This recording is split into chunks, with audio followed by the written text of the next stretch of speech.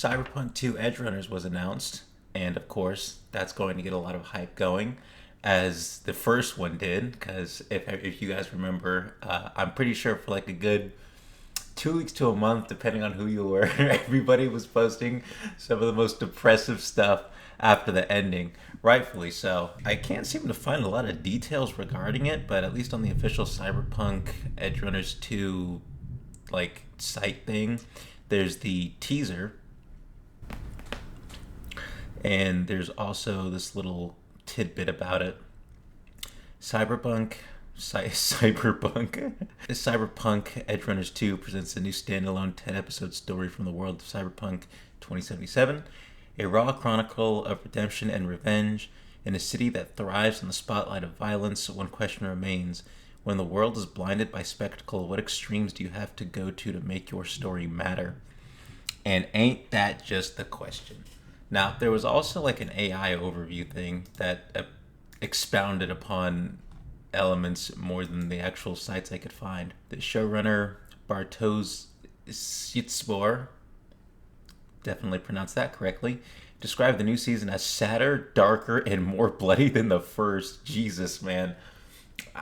You might have some freaking lawsuits against you for like depressive episodes after this one. Then it, like I said, the narrative and like the immersion and the connection that people had with the characters in the story of the first one genuinely had people feeling some type of way at the end of it.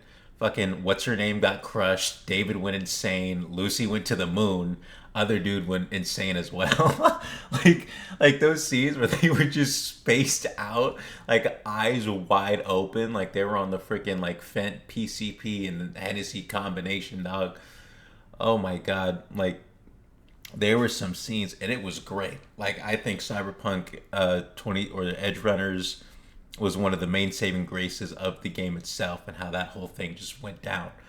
But to make it sadder, darker, and more bloody than the first, just purely just because, I don't think will work. I think you know, of course you need like a solid story and all that to go on to like make it that way for a reason, not just to try and like compound off of what you did the first time to be like, oh, you know how you felt after that one and how it was like so impactful, where we're gonna try and go for that like 10 times more.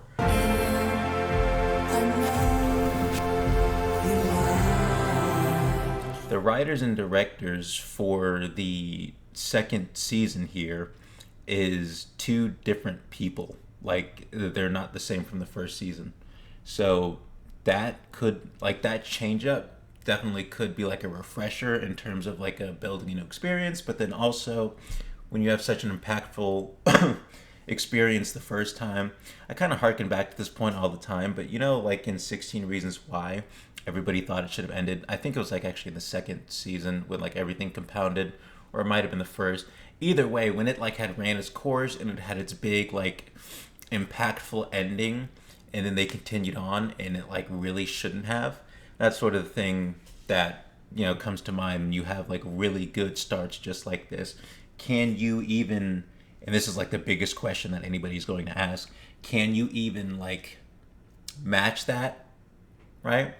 And then there's also the thing, like, do you even have to, right? Like your goal shouldn't necessarily be to like whatever for the people, the writer and director, and what we did and the feelings we were able to get in the first season, we have to get that in the second season, because then you get into forcing things.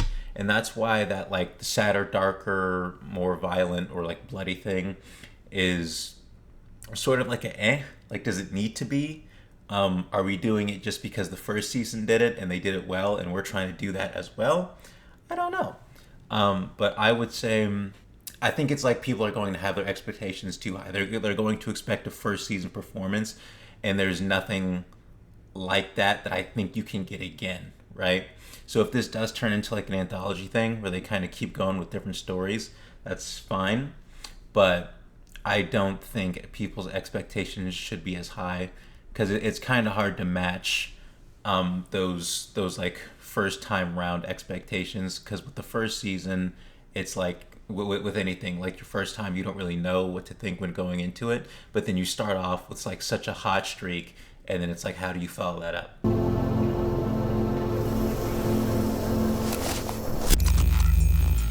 Now, of course, I think that like little lineup of people right here is our new cast of characters that they've kind of already drawn out, and then our main character seems to be like a kid with a camera. If it's like Revenge and Redemption, like maybe you'll catch people doing stuff with the with the camera, and then that'll cause some problems.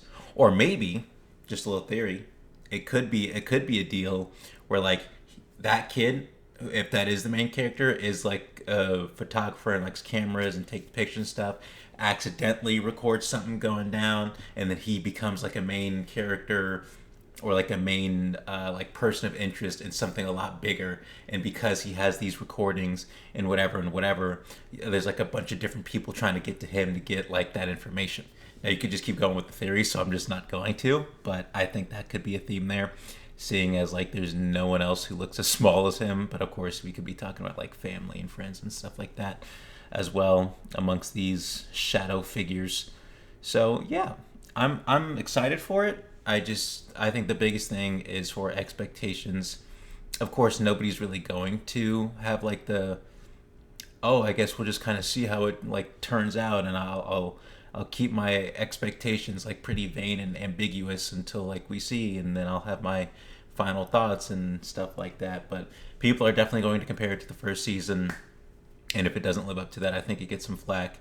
But I would hope that there's a more reasonable crowd who would be like, yeah, it's by itself, it's like serviceable. Like hopefully it is. Like it's serviceable, it's good, and it doesn't have to live up to the first thing. It can just be good on its own.